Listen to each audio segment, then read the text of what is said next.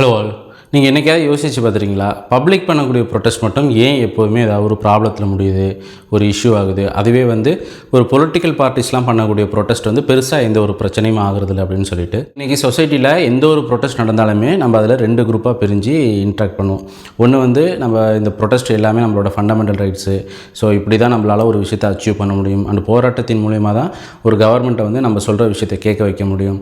அப்புறம் இந்த ப்ரொட்டஸ்ட் எல்லாமே கரெக்டான ஒரு விஷயம் அப்படிங்கிற மாதிரியான ஒரு பர்ஸ்பெக்டிவில் பேசுவோம். இன்னொரு பக்கம் பார்த்திங்க அப்படின்னா, என்னப்பா எதுக்கு எடுத்தாலுமே ப்ரொட்டஸ்ட் பண்ணுறாங்க, எப்போ பார்த்தாலும் ப்ரொட்டஸ்ட் பண்ணுறாங்க, சம்மந்தம் இல்லாத விஷயத்துக்கெல்லாம் ப்ரொட்டஸ்ட் பண்ணுறாங்க. அண்ட் இந்த ப்ரொட்டஸ்ட்லாம் ஒரு பப்ளிக் இன்ட்ரெஸ்ட்டோட பண்ணுறதே கிடையாது, எல்லாம் ஒரு பொலிட்டிக்கல் இன்ட்ரெஸ்ட்டோட பண்ணுறது அப்படின்னு சொல்லிட்டு இப்படி ஒரு குரூப்பாக பேசுவோம். அண்ட் இந்த ப்ரொட்டஸ்ட்டில் ஏதாவது ஒரு ப்ராப்ளம் நடந்துருது, ஒரு போலீஸ் ஏதாவது ஒரு ஆக்ஷன் எடுத்துட்டாங்க அப்படின்னா அதுலேயுமே நம்ம 2 விதமாக பேசுவோம். ஒன்று, இது போலீஸோடைய தப்பு அப்படிங்கிற மாதிரியும், இது இல்லை பப்ளிக்கோட தப்பு அப்படிங்கிற மாதிரியும் நம்ம பேசுவோம். ஆக்சுவலாக இந்த ப்ரொட்டஸ்ட் பற்றின எல்லா இன்ஃபர்மேஷனுமே பார்த்திங்கன்னா நமக்கு ஏதோ ஒரு சோஷியல் மீடியாவிலேருந்தோ இல்லைன்னா ஏதாவது ஒரு நியூஸ் சேனல்லேருந்து தான் நமக்கு வரும். அண்ட் அதில் இருக்கிறவங்களும் ஏதாவது ஒரு பயாஸ்லேயோ இல்லை ஒரு ஸ்டாண்ட்லேயோ இருக்காங்க அப்படின்னா அவங்க அந்த ப்ரொட்டஸ்ட்டை எப்படி ப்ரொஜெக்ட் பண்ணுறாங்களோ, அதில் அவங்க எதை ஹைலைட் பண்ணி காட்டுறாங்களோ, அண்ட் அந்த ப்ரொட்டஸ்ட்டை பற்றி அவங்க எப்படி நேரேட்டிவ் செட் பண்ணி நமக்கு சொல்கிறாங்களோ அதை பேஸ் பண்ணி தான் ஆஸ் எ பப்ளிக்காக நம்மளும் அந்த ப்ரொட்டஸ்ட்டை பற்றின ஒரு இமேஜ் நமக்கு உருவாகும், அதை பற்றின ஒரு அண்டர்ஸ்டாண்டிங் நமக்கு கிடைக்குமே தவிர அதை தாண்டி நம்மளால் அந்த ப்ரொட்டஸ்ட் பற்றி ஒரு பர்சனலாக அனலைஸ் பண்ணுறதுக்கோ இல்லைனா கூடுதலான ஒரு இன்ஃபர்மேஷன் கேதர் பண்ணுறதுக்கோ பாசிபிலிட்டிங்கிறது ரொம்பவுமே கம்மி. ஸோ இன்றைக்கி இந்த வீடியோவில் உங்கள் கூட எதை பற்றி ஷேர் பண்ணிக்க போகிறோன்னா, ஆக்சுவலாக ஒரு ப்ரொட்டஸ்ட் நடக்குது அப்படின்னா அதை ஆஸ் எ பப்ளிக்காக ஆஸ் எ காமன் மேனாக நம்ம எப்படி அனலைஸ் பண்ணுறது, நம்ம அப்படி அதில் எப்படி அப்ரோச் பண்ணுறது அப்படிங்கிறதான். ஸோ இதை நீங்கள் ஒரு அனலிட்டிக்கல் வீடியோவாக எடுத்துக்கலாம், இல்லைனா ஒரு கேஸ் ஸ்டடியாக எடுத்துக்கலாம், எப்படி வேணாலும் எடுத்துக்கலாம். பட் இதோட மெயினான எய்ம் என்ன அப்படின்னு பார்த்தீங்கன்னா, சோஷியல் மீடியா இன்னும் நியூஸ் சேனல் அப்படிங்கிற மாதிரியான ஒரு விஷயங்களை சொல்லக்கூடிய விஷயத்தை வச்சு மட்டும் நம்ம பப்ளிக்கில் நடக்கக்கூடிய சொசைட்டியில் நடக்கக்கூடிய ஒரு விஷயத்தில் ஒரு ஸ்டாண்ட் எடுக்காமல் இண்டிவிஜுவலாக நம்ம சில விஷயத்தை அனலைஸ் எப்படி பண்ணணும் அப்படிங்கிற ஒரு எஜுகேஷனல் ஒரு அவேர்னஸ் பர்பஸாக தான் இந்த வீடியோ நான் உங்களுக்கு சொல்கிறேன். And welcome to my channel. நான் உங்கள் ஏஜ். ஃபர்ஸ்ட் ஆஃப் ஆல் நீங்கள் ஒரு ப்ரொட்டஸ்ட் பண்ணணும் அப்படின்னாலே கவர்மெண்ட் கிட்ட, அதாவது போலீஸ் டிபார்ட்மெண்ட்டை நம்ம பர்மிஷன் வாங்கணும். அண்ட் அவங்க கொடுக்குற பர்மிஷன் குறிப்பிட்ட இடத்துல கொடுப்பாங்க, அதில் தான் நம்ம ப்ரொட்டஸ்ட் பண்ண முடியும். ஆக்சுவலாக இன்றைக்கி நிறைய பேர் நம்ம எதை நினச்சிட்டு இருக்கோம் அப்படின்னா, நம்ம எங்கே வேணாலும் ப்ரொட்டஸ்ட் பண்ணலாம், ப்ரொட்டஸ்ட் பண்ணுறது நம்மளோட ஒரு ஃபண்டமெண்டல் ரைட்ஸு, அதனால் நம்ம எப்போ வேணாலும் ப்ரொட்டஸ்ட் பண்ணலாம், எங்கே வேணாலும் ப்ரொட்டஸ்ட் பண்ணலான்ட்டு. ஆக்சுவலாக உண்மை என்னென்னா, நம்ம கவர்மெண்ட் கிட்ட பர்மிஷன் வாங்கணும். அது வாட் எவர் இட் பி, என்ன ஒரு இஷ்யூவாக இருந்தாலுமே அதுக்கு நம்ம அவங்கள்ட்ட பர்மிஷன் வேணும். ஆனால் அவங்க ஒரு இடத்த அலோகேட் பண்ணி கொடுப்பாங்க. ஸோ அந்த இடத்துல தான் நம்மளால் ப்ரொட்டஸ்ட் பண்ண முடியும். இன்கேஸ் நம்ம அதுக்கு ஜெனுனான நம்மளுடைய இஷ்யூ ஜெனுனாக இருக்குது, பட் நமக்கு அவங்க பர்மிஷன் கொடுக்கலன்னா அடுத்து நம்ம கோர்ட்டுக்கு போக முடியுமே தவிர நம்ம எங்கே வேணாலும் எப்போ வேணாலும் ப்ரொட்டஸ்ட் பண்ணலாம் அப்படின்னு நினச்சிங்கன்னா கண்டிப்பாக அது தப்பு. அது கண்டிப்பாக போலீஸ் ஆக்ஷன் எடுக்க தான் செய்வாங்க. ஸோ இதுதான் ஃபஸ்ட்டு நான் கிளாரிஃபை பண்ணிக்கிறேன். ஆனால் அந்த மாதிரி பர்மிஷன் வாங்கி அந்த மாதிரி குறிப்பிட்ட கொடுத்துருக்கிற இடத்துல ப்ரொட்டஸ்ட் பண்ணுறாங்க அப்படின்னா அந்த ப்ரொட்டஸ்ட்டில் நம்ம என்னென்ன விஷயங்களை அனலைஸ் பண்ணணும், என்ன விஷயத்தை நம்ம நோட் பண்ணணும் அப்படின்னா ஒரு 5 விஷயம் இருக்குது. அதில் நம்பர் 1 இருக்கிறது பார்த்திங்க அப்படின்னா, அந்த ப்ரொட்டஸ்ட் ஒரு ஆர்கனைஸ்டு ப்ரொட்டஸ்ட்டா இல்லை அன்ஆர்கனைஸ்டு ப்ரொட்டஸ்ட்டா அப்படிங்கிறது தான். ஸோ அது ஆர்கனைஸ்ட் ப்ரொட்டஸ்ட்டாக என்னென்னா, இப்போ ஒரு பொலிட்டிக்கல் பார்ட்டி பண்ணுறாங்க, இல்லை ஏதாவது ஒரு அசோசியேஷன், இப்போ டீச்சர்ஸ் அசோசியேஷன் பண்ணாங்க, அட்வொகேட் அசோசியேஷன்லாம் பண்ணுவாங்க. ஸோ இந்த மாதிரி அந்த ப்ரொட்டஸ்ட் ஒரு ஆர்கனைஸ்டு ப்ரொட்டஸ்ட்டா இல்லை அன்ஆர்கனைஸ்டு ப்ரொட்டஸ்ட்டா அப்படின்னு பார்க்கணும். அன்ஆர்கனைஸ்டு ப்ரொட்டஸ்ட்டுங்கிறது ஒரு பிரச்சனை இருக்கும், அதுக்கு அந்த ஊர் பொதுமக்கள் சேர்ந்து பண்ணுவாங்க, இல்லை அந்த சம்பந்தப்பட்ட விக்டிமோட ரிலேட்டிவ்ஸ் பண்ணுவாங்க. இந்த மாதிரி ஒரு குரூப் ஆஃப் த பீப்புள் பண்ணுவாங்களே தவிர அது ஒரு ரிஜிஸ்டர் பண்ண ஒரு அசோசியேஷன் மாதிரியோ இல்லை ஒரு பொலிட்டிக்கல் பார்ட்டி மாதிரியோ இருக்காது. ஸோ இதுதான் அன்ஆர்கனைஸ்டு ப்ரொட்டஸ்ட் அப்படிம்பாங்க. ஸோ இதில் இருக்கக்கூடிய ப்ளஸ் மைனஸ் என்னென்னு பார்த்தீங்கன்னா, இப்போ ஆர்கனைஸ்டாக இருக்கக்கூடிய இவங்க பண்ணக்கூடிய ப்ரொட்டஸ்ட்டில் இவங்களோட ஹெட் யாருன்னு இருப்பாங்க, ஸ்போக் பர்சன் இருப்பாங்க, ஆனால் அந்த ப்ரொட்டஸ்ட்டில் எத்தனை பேர் கலந்துருக்கிறாங்க அப்படிங்கிற எல்லாமே அவங்களுக்கு தெரியும். இன்னொன்று, அவங்க வைக்கக்கூடிய டிமாண்ட் ஒரு விஷயம் வைக்கிறாங்கன்னா அதை யார்கிட்ட நம்ம பேசணும், அவங்கள எப்படி காம்ப்ரமைஸ் பண்ணணுங்கிற எல்லாத்துக்குமே ஒரு ஸ்ட்ரக்சருங்கிறது இருக்கும். பட் அன்ஆர்கனைஸ்டு ப்ரொட்டஸ்ட்டில் பார்த்தீங்க அப்படின்னா இங்கே அதில் யார் ஹெட்டுன்னு இருக்காது, யார் ஸ்போக் பர்சன் இருக்காது, அவங்களோட டிமாண்ட் பார்த்தீங்கன்னா டிஃபர் ஆகிட்டே இருக்கும். நீங்கள் இப்போ ஒரு பப்ளிக் ஒரு ப்ரொட்டஸ்ட் பண்ணுறாங்க, ஹைவேஸ்லாம் போய் மறித்து இருக்கிறப்ப நீங்கள் நேரடியாக போய் பார்க்குறப்ப என்ன தெரியும்னா, முதல்ல இருக்கிறவங்க ஒரு டிமாண்ட் சொல்லுவாங்க, பின்னாடி இருக்கிறவங்க ஒரு டிமாண்ட் சொல்லுவாங்க. ஆனால் அதுக்கு பின்னாடி பார்த்திங்கன்னா அந்த ப்ரொட்டஸ்ட் அப்படி ஓரமாக போனவங்களாம் சில பேர் கலந்துப்பாங்க. ஸோ அவங்க சொல்லக்கூடிய டிமாண்டுங்கிறது வேறையாக இருக்கும். ஸோ இதனால் என்ன இங்கே ஒரு பிரச்சனை அப்படின்னா, இந்த குரூப் இந்த மாதிரியான ப்ரொட்டஸ்ட் பண்ணுறவங்க எப்போயுமே ஒரு வல்னரபிள் செக்ஷனாக இருப்பாங்க. திடீர்னு எப்போ வேணாலும் பிரச்சனை வரும். முன்னாடி போராடிட்டு இருக்கவங்க பார்த்திங்கன்னா ரொம்ப ஜெனுனாக ஒரு உண்மையான ஒரு இஷ்யூக்காக போராடிட்டு இருப்பாங்க. பட் பின்னாடி பார்த்திங்கன்னா சம்மந்தமே இல்லாமல் உள்ளே உட்காந்துருக்கிறவங்க இவங்க வைக்கக்கூடிய ப்ரொட்டஸ்ட்டுக்கு எகெயின்ஸ்டாக இருக்கக்கூடியவங்களாக இருக்கலாம், இல்லைனா சம்மந்தமே இல்லாமல் சும்மா ஃபன்னாக ஏதாவது ஒரு பண்ணணும் அப்படிங்கிற மாதிரியான ஒரு விஷயங்களை இருக்கக்கூடியவங்களாம் இருக்கலாம். ஸோ இதுதான் வந்து அன்ஆர்கனைஸ்ட் ப்ரொட்டஸ்ட் அப்படிங்கிறது. ஸோ இந்த மாதிரி இருக்கிறவங்களுக்கு அந்த ப்ரொட்டஸ்ட் எப்போதுமே வந்து ஒரு பிரச்சனைக்குரிய ஒரு சுச்சுவேஷனில் தான் எப்போதுமே அவங்க இருப்பாங்க. ஸோ இதுதான் ஒரு ப்ரொட்டஸ்ட் நடக்கிறப்ப நம்ம ஃபஸ்ட்டு நோட் பண்ண வேண்டியது. அண்ட் ரெண்டாவது பார்த்திங்க அப்படின்னா அந்த ப்ரொட்டஸ்ட் வந்து ஒரு மூவ்மெண்ட் ப்ரொட்டஸ்ட்டா இல்லை நான் மூவ்மெண்ட் ப்ரொட்டஸ்ட்டா அப்படிங்கிறது தான். ஸோ நான் மூவ்மெண்ட் ப்ரொட்டஸ்ட்னா உங்களுக்கு ஒரு இடத்துல ப்ரொட்டஸ்ட் பண்ணுறதுக்கு இடம் கொடுத்துட்றாங்களா, ஸோ அங்கே நீங்கள் ஸ்டாட்டிக்காக உட்காந்து நீங்கள் ப்ரொட்டஸ்ட் பண்ணலாம், நின்று ப்ரொட்டஸ்ட் பண்ணலாம். ஸோ அதுதான் வந்து நான் மூவ்மெண்ட் ப்ரொட்டஸ்ட். நீங்கள் ஸ்டேஜெல்லாம் போட்டு கூட வந்து இப்போ ப்ரொட்டஸ்ட் பண்ணி நீங்கள் பார்த்துருப்பீங்க. ஸோ அது மாதிரி பண்ணுறது தான் நான் மூவ்மெண்ட் ப்ரொட்டஸ்ட். மூவ்மெண்ட் ப்ரொட்டஸ்ட்னா நமக்கு பேரணியாக போகிறது, இல்லைனா ஒரு இடத்த போய் முற்றுகையிட்டுன்னு போகிறது, இந்த மாதிரியான பண்ணுறாங்களா. ஸோ இதுதான் வந்து மூவ்மெண்ட் ப்ரொட்டஸ்ட். இதில் இருக்கக்கூடிய ப்ளஸ் மைனஸ் என்னென்னா, யூஸ்வலாக நமக்கு வந்து இந்த நான் மூவ்மெண்ட் ப்ரொட்டஸ்ட் இருக்குல்ல, அது வந்து பிரச்சனை இருக்காது. ஏன்னா அங்கே இருக்கக்கூடிய மொத்த பீப்புள் யார், அவங்களுடைய மூவ்மெண்ட் என்னவாக இருக்குது, யார் யார் என்னென்ன பண்ணுறாங்கங்கிறத அங்கே இருக்கக்கூடிய செக்யூரிட்டி போலீஸுக்கால வந்து வாட்ச் பண்ண முடியும். ஆனால் அதில் யாராவது ஒரு சின்ன தப்பு பண்ணாலுமே அதை ஈஸியாக ஐடென்டிஃபை பண்ணி அவங்கள மட்டும் பிக் பண்ணி தூக்கி வெளில போட்டுடலாம். பட் இந்த மூவ்மெண்ட் ப்ரொட்டஸ்ட்டில் பார்த்தீங்க அப்படின்னா நீங்கள் போயிட்டு இருக்கிறப்ப திடீர்னு 2 பேர் உள்ளே வருவாங்க, அவங்களோட இன்டென்ஷன் வேறையாக இருக்கும், அண்ட் அவங்க வந்து பண்ணக்கூடிய ஆக்ஷன் வேறையாக இருக்கும். ஸோ அதெல்லாம் பண்ணுறப்ப பார்த்தீங்கன்னா இந்த ப்ரொட்டஸ்ட் வந்து அவ்வளவு ஸ்மூத்தாக ஃபைனாக அவங்களுடைய கோலை வந்து அச்சீவ் பண்ண முடியாது. நீங்கள் நல்லா நோட் பண்ணி பார்த்தீங்க அப்படின்னா இந்த மாதிரி ரொம்ப அன்ஆர்கனைஸ்டாக இருக்கக்கூடிய ஒரு ப்ரொட்டஸ்ட்டு மிகப்பெரிய அளவில் வந்து வின் பண்ண ஒரு ப்ரொட்டஸ்ட் அப்படின்னு பார்த்தீங்கன்னா ஜல்லிக்கட்டு ப்ரொட்டஸ்ட் தான். அந்த ஜல்லிக்கட்டு ப்ரொட்டஸ்ட்டு அந்த அளவுக்கு வந்து வின் பண்ணதுக்கு மெயினான ரீசன் என்னென்னா அது நான் மூவ்மெண்ட் ப்ரொட்டஸ்ட்டாக இருந்ததுனால தான். நீங்கள் பார்த்தீங்கன்னா மெரினாவில் அவ்வளோ பேர் இருந்திருப்பாங்க. நீங்கள் நேரடியாக அந்த ப்ரொட்டஸ்ட்டில் கலந்துக்கிட்டவங்கள நீங்கள் கேட்டிங்கன்னா கூட சொல்லுவாங்க. அங்கே ஒவ்வொரு செக்ஷனாக இருப்பாங்க. அவங்கள வந்து யாரும் ஹெட்டு கிடையாது, ஸ்போக் பர்சன் கிடையாது, எதுவுமே கிடையாது. அது வந்து ஒரு அன்ஆர்கனைஸ்டு ப்ரொட்டஸ்ட் தான். பட் அது வந்து சக்ஸஸ் ஆனதுக்கு மெயினான ரீசன் அவங்க எல்லோரும் ஒரே இடத்துல இருந்துட்டாங்க. அவங்க எங்கேயும் மூவ் பண்ணலை, வேறு இடத்துல. மெரினா மட்டும் கிடையாது, நீங்கள் ஓவராலாக அன்றைக்கி தமிழ்நாடு ஃபுல்லாக நடந்த எல்லா ப்ரொட்டஸ்ட்டுமே பார்த்தீங்கன்னா ஒரு குறிப்பிட்ட இடத்துல ஸ்டாட்டிக்காக போய் இருந்துட்டாங்க. இன்கேஸ் அவங்க வந்து அன்றைக்கி வந்து அது வந்து ஒரு மூமெண்ட்டாக ஒரு தலைமைச் செயலகத்தை முற்றுகையிட போகிறாங்க, இல்லை கலெக்டர் ஆஃபீஸை முற்றுகையிட போகிறாங்க, இல்லை பேரணியாக போகிறாங்க, அந்த மாதிரிலாம் போனாங்க அப்படின்னா கண்டிப்பாக அன்றைக்கி அது வந்து ஒரு மிகப்பெரிய ஒரு நெகட்டிவ் இம்பேக்டை ஏற்படுத்தியிருக்கும். அந்த விஷயத்தை நம்ம அச்சீவ் பண்ணியிருப்போமா அப்படிங்கிறதே மிகப்பெரிய கொஸ்டின் மார்க் தான். ஸோ இதுதான் நான் மூவ்மெண்ட் ப்ரொட்டஸ்ட்டுக்கான ஒரு சக்ஸஸ்ஃபுல்லான ஒரு ப்ரொட்டஸ்ட். அதே போல் மூவ்மெண்ட் ப்ரொட்டஸ்ட்டில் ரொம்ப ஃபெயிலியரான ஒரு ப்ரொட்டஸ்ட் என்னென்னு பார்த்தீங்கன்னா நமக்கு தூத்துக்குடி ஸ்டெர்லைட் ப்ரொட்டஸ்ட். ஸோ அது பார்த்திங்க அப்படின்னா கிட்டத்தட்ட 100 நாள் அந்த ப்ரொட்டஸ்ட் வந்து நான் மூவ்மெண்ட் ப்ரொட்டஸ்ட்டாக தான் இருந்துச்சு. அது வரைக்கும் அந்த ப்ரொட்டஸ்ட்டில் எந்த ஒரு பிரச்சனையும் கிடையாது. 100 நாள் நல்லா பார்த்துங்க, 100 நாள்லாம் 3 மாதத்துக்கு மேலே வருது. ஸோ அப்போ வரைக்குமே அந்த ப்ரொட்டஸ்ட்டில் எந்த பிரச்சனையுமே இல்லை. ஆனால் அதுக்கப்புறம் அது நான் மூவ்மெண்ட் ப்ரொட்டஸ்ட்டாக, அதாவது மூவ்மெண்ட் ப்ரொட்டஸ்ட்டாக மாறுறப்ப அவங்க பேரணியாக வரும்பொழுது தான் அந்த விஷயத்தில் மிகப்பெரிய ஒரு கலவரம் ஏற்பட்டு அதை துப்பாக்கி சூடெலாம் பண்ணி அதில் நிறைய பேர் வந்து இறக்கக்கூடிய சுச்சுவேஷன் இருந்துச்சு.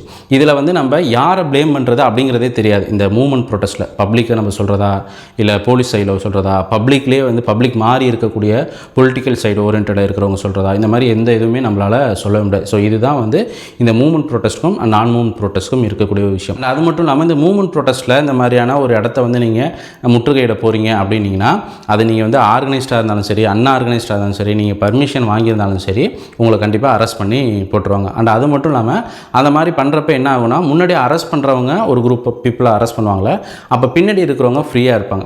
ஸோ அப்போ வந்து அவங்க நான் ஆர்கனைஸ் குரூப் ப்ரொட்டஸ்டாக இருந்தாங்க அப்படின்னா அவங்க என்ன பண்ணுவாங்கன்னா இவங்களை வந்து ப்ரொடெக்ட் பண்ணுறான் அப்படிங்கிற பேசிஸில் ஏதாவது சில ஆக்ஷன்ஸ்லாம் பண்ணுவாங்க. அவங்க மேலே ஏதாவது தூக்கி விட்டுறது, இல்லை ஏதாவது ஒரு விஷயம் பண்ணுறதுங்கிறப்ப அது இன்னும் ஒரு பிரச்சனையாகும். ஸோ ஒரு ப்ரொட்டஸ்ட் நடக்குதுன்னா அந்த ப்ரொட்டஸ்ட் வந்து ஒரு செக்யூரான ஒரு ப்ரொடக்டிவான ப்ரொட்டஸ்ட்டா அப்படின்னு நம்ம தெரிஞ்சுக்கணும். அப்படின்னா அதுக்கு மெயினாக தெரிஞ்சிக்க வேண்டியது இந்த 2 விஷயம் தான். ஒன்று அது ஆர்கனைஸ்டு ப்ரொட்டஸ்ட்டா, இன்னொன்று அது வந்து நான் மூவ்மெண்ட் ப்ரொட்டஸ்ட்டா அப்படின்னு. ஸோ இதை வச்சு தான் அந்த ப்ரொட்டஸ்ட் வந்து அதோட கோலை அச்சீவ் பண்ணுமா பண்ணாதா, அது நடுவில் ஏதாவது பிரச்சனை வருமா வராதாங்கிறத நம்மளால் அண்டர்ஸ்டாண்ட் பண்ணிக்க முடியும். அண்ட் மூணாவதாக இருக்கிறது பார்த்திங்கன்னா ஒரு ப்ரொட்டஸ்ட்டுக்கு யார் பேக்கப் பண்ணுறாங்க அப்படின்னு சொல்லிட்டு. இப்போ எக்ஸாம்பிளுக்கு இப்போ இந்த நீட் ப்ரொட்டஸ்ட்டில் வந்து ஜந்தர் மந்தரில் ப்ரொட்டஸ்ட் பண்ண அவங்க பேர் பார்த்திங்கன்னா அபிஜித் தீப்தி. இவங்க வந்து யூஎஸ்ஏல வந்து ஒர்க் பண்ணிவிட்டு அங்கே அந்த ஒர்க்கை ரிசைன் பண்ணிவிட்டு ஆக்சுவலாக இங்கே வந்து ப்ரொட்டஸ்ட் பண்ணாங்க. அப்படி ப்ரொட்டஸ்ட் பண்ணுறாங்கன்னா அவங்களுக்கு எந்த ஒரு பேக்கப்புமே இல்லாமல் அந்த ப்ரொட்டஸ்ட் பண்ண முடியுமா? ஆக்சுவலாக இப்போ நீங்களும் நானும் இருக்கோம், நம்மளே ஒரு ப்ரொட்டஸ்ட் பண்ணுறோம் அப்படின்னா ஒரு வேலையை ரிசைன் பண்ணிவிட்டு, அதுவும் யூஎஸ்ஏலேருந்து ஒரு வேலையை ரிசைன் பண்ணிவிட்டு நம்ம வந்து இங்கே ப்ரொட்டஸ்ட் பண்ணுற முடியுமா? பாசிபிள் இருக்கா? அது மாதிரி பண்ணுவோமா? அந்த மாதிரி ஒருத்தவங்க பண்ணுறாங்கன்னா கண்டிப்பாக அதுக்கு பின்னாடி வந்து யாரோ ஒருத்தவங்க பேக்கப் இருப்பாங்க. அந்த பேக்கப்புங்கிறது ரைட்டு தப்பு, பொலிட்டிக்கல் பார்ட்டியாக இருக்கலாம், ஸ்டூடெண்ட்ஸாக இருக்கலாம், இல்லை வந்து பப்ளிக்காக இருக்கலாம், அவங்க ரிலேட்டிவ்ஸாக இருக்கலாம், யார் வேணாலும் இருக்கலாம். பட் வித்தவுட் பேக்கப் ஒரு ப்ரொட்டஸ்ட்டை வந்து பெரிய அளவில் பண்ணவே முடியாது. இது எந்த ஒரு ப்ரொட்டஸ்ட்டாக இருந்தீங்க வேணாலும் எடுக்கலாம். இன்னும் சொல்லப்போனால் தமிழ்நாட்டிலே பார்த்திங்கன்னா இப்போ லாஸ்ட் கவர்மெண்ட் பீரியடில் வந்து நிறைய ப்ரொட்டஸ்ட் நடந்துச்சு. நீங்கள் நியூஸ் பேப்பர் நியூஸ் சேனல்லாம் பார்த்தீங்கன்னா உங்களுக்கு தெரியும். அந்த ப்ரொட்டஸ்ட்டுக்கெலாம் எந்த ஒரு பேக்கப்புமே கிடையாது. அதோட அந்த ப்ரொட்டஸ்ட் வந்து இன்றைக்கி என்ன ஆணுச்சு, அதோட கோலை அவங்க அச்சீவ் பண்ணாங்களா இல்லையா, இன்னொன்று பண்ணிகிட்டு இருக்காங்களா இல்லையான்னு எதுவுமே தெரியல. அதுக்கு மெயின் ரீசன் என்ன அப்படின்னா அந்த ப்ரொட்டஸ்ட்டுக்கு பேக்கப் சப்போர்ட்டுங்கிறது பெருசாக இல்லை அப்படிங்கிறது தான். நீங்கள் அதுவும் இல்லாமல் எலெக்ஷன் டயத்தில் பார்த்தீங்க அப்படின்னா நமக்கு இந்த கார்ப்பரேஷன் ஒர்க்கர்ஸ் வந்து சென்னையில் உள்ளவங்க வந்து சாக்கடையில் இறங்கிலாம் போய் ப்ரொட்டஸ்ட் பண்ணாங்க. அதுக்கப்புறம் டீச்சர்ஸ் பார்த்தீங்க அப்படின்னா அவங்க வந்து ரோட்டில் ப்ரொட்டஸ்ட் பண்ணாங்க. ஸோ இதுக்கெல்லாம் பேக்கப் யார் இருந்தாங்க? யாருமே கிடையாது. ஒரு சில பொலிட்டிக்கல் பார்ட்டி மட்டும் ஜஸ்ட்டு சப்போர்ட் பண்ணாங்களே தவிர இன்றைக்கி இந்த விஷயத்துக்கு அவங்க இவ்வளோ பேர் சப்போர்ட் பண்ணுறாங்களா? ஸோ அன்றைக்கி அது மாதிரி அதுக்கு பண்ணாங்களான்னு பார்த்தீங்கன்னா கிடையாது. ஸோ அதனால் அந்த ப்ரொட்டஸ்ட்டோட எண்டு என்ன ஆனிச்சு? ஒன்றும் இல்லாமல் முடிஞ்சிருச்சு. ஸோ இப்போ இது போல் ஒரு ப்ரொட்டஸ்ட்டுக்கு யார் ஆக்சுவலாக பேக்கப் இருக்கிறாங்க அப்படிங்கிறத நம்ம பார்க்கணும். அது மேபி பொலிட்டிக்கல் பார்ட்டியாக இருக்கலாம், இல்லை ரிலேட்டிவ்ஸாக இருக்கலாம், பப்ளிக்காக இருக்கலாம், யாராக வேணாலும் இருக்கலாம். பட் வித்தவுட் ஒரு பேக்கப்னால் ஒரு ப்ரொட்டஸ்ட்டை வந்து மிகப்பெரிய அளவில் வந்து அதை சக்ஸஸ்ஃபுல்லாக கொண்டு போகிறதுக்கான பாசிபிலிட்டிங்கிறது ரொம்ப ரொம்ப கம்மி. அடுத்தது பார்த்திங்கன்னா ஒரு ப்ரொட்டஸ்ட்டில் அவங்க என்ன டிமாண்ட் வைக்கிறாங்க அப்படிங்கிறது. யூஸ்வலாக எந்த ஒரு ப்ரொட்டஸ்ட் நடந்தாலும் அதில் வைக்கக்கூடிய மேஜரான டிமாண்டுன்னு பார்த்தீங்கன்னா அந்த சம்மந்தப்பட்ட ஒரு குற்றவாளி வந்து தண்டிக்கப்படணும், அவங்களை நீங்கள் அரெஸ்ட் பண்ணணும், அவங்களுக்கு வந்து கடுமையான தண்டனை வாங்கி கொடுக்கணும் அப்படிங்கிறதான் வைப்பாங்க. பட் இப்போ நீங்கள் இந்த டெல்லி ப்ரொட்டஸ்ட் பார்த்திங்கன்னா அதில் அவங்க வச்சிருக்கக்கூடிய டிமாண்ட் வந்து அன்யூஷுவலாக ஒரு புதுசாக இருந்த ஒரு விஷயம் என்னென்னு பார்த்தீங்கன்னா மினிஸ்டர் வந்து ரிசைன் பண்ணணும், அந்த எஜுகேஷன் மினிஸ்டர் அப்படின்னு சொல்லிட்டு. ஸோ யூஸ்வலாக இந்த மாதிரி ஏதாவது ஒரு ப்ராப்ளம் வரும்போது மினிஸ்டரை வந்து ரிசைன் பண்ண சொல்லக்கூடிய ஒரு டிமாண்ட் யார் வைப்பாங்கன்னா பொலிட்டிக்கல் பார்ட்டி தான் வைப்பாங்க. ஸோ எந்த ஒரு பிரச்சனை இருந்தாலும் சிஎம் ரிசைன் பண்ணணும், இல்லை அந்த மினிஸ்டர் ரிசைன் பண்ணணும், இந்த விஷயங்கிறது பொலிட்டிக்கல் பார்ட்டி தான் வைப்பாங்களே தவிர நமக்கு வந்து பப்ளிக் வந்து மோர் ஓவர் அந்த மாதிரி வைக்க மாட்டாங்க. அதை வந்து ரொம்ப அந்தளவுக்கு சிவியராகவும் வைக்க மாட்டாங்க. பட் இந்த ப்ரொட்டஸ்ட்டில் பார்த்தீங்கன்னா இந்த ப்ரொட்டஸ்ட் ஸ்டார்ட் பண்ணுறதுக்கு முன்னாடியிலேருந்தே அந்த ஒரு டிமாண்டு தான் அவங்கள்ட்ட இருந்துச்சு. அதாவது அந்த எஜுகேஷன் மினிஸ்டர் வந்து ரிசைன் பண்ணணும் அப்படின்னு சொல்லிட்டு. இந்த மாதிரி ஏதாவது ஒரு இஷ்யூவில் பெரும்பாலும் கவர்மெண்ட் என்ன பண்ணுவாங்கன்னு பார்த்தீங்கன்னா அதில் யாரெல்லாம் தொடர்பில் இருக்காங்களோ அந்த அதிகாரிகளை வந்து சஸ்பெண்ட் பண்ணுவாங்க. ரொம்ப சிவியராக இருக்கக்கூடிய கேஸில் வந்து அதில் இருக்கக்கூடிய டைரக்டர் இல்லைனா கமிஷனர் ஐஏஎஸ் லெவலில் இருக்கக்கூடிய ஆஃபீஸர்ஸை வந்து சஸ்பெண்ட் பண்ணுவாங்களே தவிர மினிஸ்டர்ஸ் வந்து பெரும்பாலும் வந்து அதில் இன்வால்வ் ஆக மாட்டாங்க, அந்த விஷயத்துக்குள்ளே பவுண்டரிக்குள்ளே வர மாட்டாங்க. ஏன்னா இந்த அட்மினிஸ்ட்ரேஷன் ப்ராசஸ் எல்லாமே இந்த ஐஏஎஸ் லெவலில் இருக்கக்கூடிய ஒரு சர்க்கிள்குள்ளே தான் இருக்கும். ஸோ அதனால் அவங்க தான் பெரும்பாலும் தண்டிக்கப்படுவாங்க தவிர மினிஸ்டர்ஸ் வந்து அதில் மேஜராக வர மாட்டாங்க. இன்கேஸ் மினிஸ்டர்ஸும் அதில் வந்து ரிசைன் பண்ணணும், இந்த மாதிரி ஒரு ஃபீல்டு அவங்களோட டிபார்ட்மெண்ட்டு மினிஸ்ட்ரியில் வந்து ஒரு தப்பு நடந்துச்சுன்னா அவங்க வந்து அதுக்கு கண்டிப்பாக ரிசைன் பண்ணணும் அப்படிங்கக்கூடிய ஒரு டிமாண்ட் கரெக்ட் அப்படின்னா இன்றைக்கி வந்து 10 நாளைக்கு ஒரு மினிஸ்டர் வந்து ரிசைன் பண்ணிக்கிட்டே இருக்கணும். ஸோ அப்படி தான் இன்றைக்கி இருக்கக்கூடிய ஒட்டுமொத்த கவர்மெண்ட்டோடைய ஸ்ட்ரக்சருமே அப்படி தான் இருக்குது. ஏதோ ஒரு மிஸ்டேக் நடக்கும், ஏதோ ஒரு ஃபீல்டில் ஏதோ ஒரு மிஸ்டேக், அது வந்து லஞ்சம் வாங்குறதா இருக்கலாம், கரெக்டான ட்ரீட்மெண்ட் பண்ணாததாக இருக்கலாம், இல்லை ஒழுங்காக ரோடு போடாத இருக்கலாம், வாட் எவர் இட் பி. எப்படி பார்த்தீங்கன்னாலும் அந்த மினிஸ்டரை தான் வந்து நீங்கள் ரிசைன் பண்ணணுங்கிறது தான் ஒரு டிமாண்டாக வச்சிங்க அப்படின்னா அதுதான் கரெக்டுன்னு நீங்கள் நினச்சிங்க அப்படின்னா அது 10 நாளைக்கு ஒரு மினிஸ்டர் வந்து ரிசைன் பண்ணிக்கிட்டு இருக்கிற மாதிரி தான் இன்றைக்கி சுச்சுவேஷன் இருக்கும். இப்போ அதில் இருக்கக்கூடிய பிரச்சனை என்னென்னா அவங்க ஒரு புது மினிஸ்ட்ரியிலேருந்து வரவங்க அந்த டிபார்ட்மெண்ட்டை பற்றி அனலைஸ் பண்ணி அண்டர்ஸ்டாண்ட் பண்ணி அவங்க திரும்பி பழைய ஒர்க்கை வந்து இதை ஸ்டார்ட் பண்ணி இதை பண்ணுறதுங்கிறது டெக்னிக்கலாக அட்மினிஸ்ட்ரேஷன் ஓரியன்டாக அது வந்து ரொம்ப டிஃபிகல்ட்டான ஒரு விஷயம். அது அந்த அளவுக்கு பப்ளிக் நமக்குமே வந்து ஒரு நல்ல விஷயமா இருக்காது. பட் இவங்க டெல்லி ப்ரொட்டஸ்ட்டில் பார்த்திங்க அப்படின்னா மினிஸ்டர் தான் வந்து ரிசைன் பண்ணணும் அப்படிங்கிற ஒரு டிமாண்ட் வச்சாங்க. அண்ட் ஃபைனலாக கடைசியில் அவங்களும் வந்து அந்த ரிசைன் பண்ணக்கூடிய ஒரு விஷயத்தை செஞ்சுட்டாங்க. அது பார்த்திங்கன்னா ரொம்ப கிரிட்டிக்கலான ஒரு சிச்சுவேஷனில் போய் தான். ஏன்னா வந்து உங்களுக்கு ஜந்தர் மந்தரில் ப்ரொட்டஸ்ட் பண்ணி அப்புறம் பார்லிமெண்ட்டை நோக்கி போகிறவங்க கூடிய ஒரு விஷயம் வந்து அதில் ஒரு பெரிய லெவலில் ஒரு கிளாஷ் ஏற்பட்டு சுப்ரீம் கோர்ட்டுக்கு போய் சுப்ரீம் கோர்ட்டும் வந்து நான் பார்க்க மாட்டேன், ஆனால் இன்னும் ஒரு 10 நாளுக்குள்ளே நீங்கள் வந்து இந்த விஷயத்தை சால்வ் பண்ணலாம், நாங்கள் அதில் வந்து வருவோம் அப்படிங்கிற அளவுக்கு ஒரு ப்ரெஷரான ஒரு விஷயத்துக்கு போனதுக்கப்புறம் தான் அவங்கள ரிசைன் பண்ண வச்சுருக்காங்க. ஸோ இப்போ இந்த 2 விஷயம் பார்த்திங்கன்னா அதாவது வந்து ஒரு ப்ரொட்டஸ்ட்டுக்கு யார் பேக்கப் பண்ணுறாங்க அண்ட் அவங்களோட டிமாண்ட் என்ன அப்படிங்கிறத வச்சு நம்ம ஒரு ப்ரொட்டஸ்ட் வந்து உண்மையாகவே பப்ளிக் இன்ட்ரெஸ்ட்டோட நடக்கக்கூடிய ப்ரொட்டஸ்ட்டா இல்லை அது வந்து ஒரு பொலிட்டிக்கல் இன்ட்ரெஸ்ட்டோட நடக்கக்கூடிய ப்ரொட்டஸ்ட்டா அப்படிங்கிறத நம்மளால் அனலைஸ் பண்ணிக்க முடியும். அண்ட் ஃபைனலாக ஒரு ப்ரொட்டஸ்ட்டாக நம்ம பார்க்க வேண்டிய விஷயம் என்னென்னா அந்த ப்ரொட்டஸ்ட் என்ன இஷ்யூக்காக பண்ணுறாங்க அப்படிங்கிறதான். என்னப்பா ஒரு ப்ரொட்டஸ்ட் வந்து என்ன இஷ்யூக்காக பண்ணுறாங்க அப்படிங்கிறதான் ரொம்ப மெயினான ஒரு விஷயம். அதை நீ ஃபஸ்ட்டில் சொல்லாமல் லாஸ்ட்டில் சொல்கிறீ அப்படின்னு கேட்டிங்கன்னா ஒரு எக்ஸாம்பிளுக்கு நான் உங்களுக்கு ஒரு சுச்சுவேஷன் தரேன். இப்போ கவர்மெண்ட் வந்து உங்கள்கிட்ட சொல்லிடுறாங்க நீங்கள் வந்து ப்ரொட்டஸ்ட் பண்ணலாம், ஒரு 4 விஷயத்துக்காக 4 ப்ரொட்டஸ்ட் பண்ணலாம், அந்த 4 ப்ரொட்டஸ்ட் நீங்கள் பண்ணிங்கனாலும் உங்களுக்கு அந்த விஷயத்தை நாங்கள் செஞ்சு கொடுத்துருவோம் அப்படின்றாங்க. அப்படின்னு சொல்லிட்டா நீங்கள் என்னென்ன 4 விஷயத்துக்காக ப்ரொட்டஸ்ட் பண்ணுவீங்க என்னங்கிறத கீழே கமெண்டில் முடிஞ்சிச்சுன்னா பண்ணுங்கள். இப்போ நான் வந்து ஒரு 4 விஷயத்துக்காக சொல்லுவேன், இன்னொருத்தவங்க ஒரு 4 விஷயம் சொல்லுவாங்க, இப்படி ஒவ்வொருத்தவங்களும் ஒரு 4 விஷயம் சொல்லுவாங்க. இதில் பார்த்தீங்கன்னா நான் வச்சுருக்கிற 4 நீங்கள் வச்சுருக்கிற 4 மேட்ச் ஆகாது, வேறையாக இருக்கும். அண்ட் நான் அதில் முதலாக வச்சுருக்கிற ப்ரொட்டஸ்ட்டும் நீங்கள் வச்சுருக்கக்கூடிய ஒரு விஷயமும் மேட்ச் ஆகாது, வேறு டிஃபர் ஆகும். பட் இதில் என்ன அப்படின்னா அதுக்கெல்லாம் நம்ம இன்றைக்கி போராடிட்டு இருக்கோமா அப்படிங்கிறதான். ஆக்சுவலாக இதில் இருக்கக்கூடிய ஒரு சேடான ட்ரூத் என்னென்னா இன்றைக்கி இந்தியாவில் இருக்கக்கூடிய மக்கள் எல்லாருமே அவங்களுக்கு தேவைப்படுற அத்தியாவசிய அத்தியாவசிய விஷயமான கண்டிப்பாக போராடணும்னு இருக்கக்கூடிய விஷயத்தை கூட அவங்க போராடுறது இல்லை அப்படிங்கிறது தான் கிரவுண்ட் ரியாலிட்டி அப்படிங்கிறது. அப்போ இந்த ப்ரொட்டஸ்ட்லாம் வந்து அப்போ ஜெனுவனான இல்லையா அப்படின்னு கேட்டிங்கன்னா, நீங்கள் செக்ஷுவல் ஹாரஸ்மெண்ட்டு, அதுக்கப்புறம் பார்த்தீங்கன்னா ஹாஸ்பிட்டலில் வந்து ட்ரீட்மெண்ட் ஒழுங்காக கொடுக்காம இறந்து போயிடுறாங்க, அப்புறம் ஒர்க்கர்ஸ் வந்து அவங்களோட ரைட்ஸ்க்காக போராடுறது, அதுக்கப்புறம் பார்த்தீங்க அப்படின்னா நீங்கள் பப்ளிக் டிரான்ஸ்போர்ட்டில் வந்து அடித்து அவங்களுக்கு வந்து ஒரு ரெமெடி கொடுக்குற இந்த மாதிரியான ஒரு சில ப்ரொட்டஸ்ட் இருக்குல்ல. ஸோ இது பார்த்தீங்கன்னா இன்ஸ்டண்ட்டாக இருக்கக்கூடிய ஒரு சில ப்ரொட்டஸ்ட், அந்த நேரத்திலே அதை ப்ரொட்டஸ்ட் பண்ணி ஆகணுங்கிற மாதிரி அந்த மாதிரியான ஒரு சில விஷயங்களும், அதுக்கப்புறம் ரொம்ப நாளாக கேட்டுட்டு இருக்கக்கூடிய இந்த ஒர்க்கர்ஸோடைய ப்ரொட்டஸ்ட் இருக்குல்ல, நீண்ட நாள் கோரிக்கை. ஸோ இந்த மாதிரியான ப்ரொட்டஸ்ட் மட்டும்தான் உண்மையாகவே ஜெனுவனாக இருக்கக்கூடிய ப்ரொட்டஸ்ட். மற்ற எல்லா ப்ரொட்டஸ்ட்டுமே நீங்கள் எடுத்து பார்த்தீங்கன்னா அதில் ஏதாவது ஒரு சின்ன அளவிலையாவது ஒரு பொலிட்டிக்கல் இன்ட்ரெஸ்ட்டோ இல்லை ஏதாவது ஒரு நெகட்டிவ் எக்ஸ்பெக்டேஷனோ ஏதாவது ஒரு விஷயங்கிறது இருக்கும்.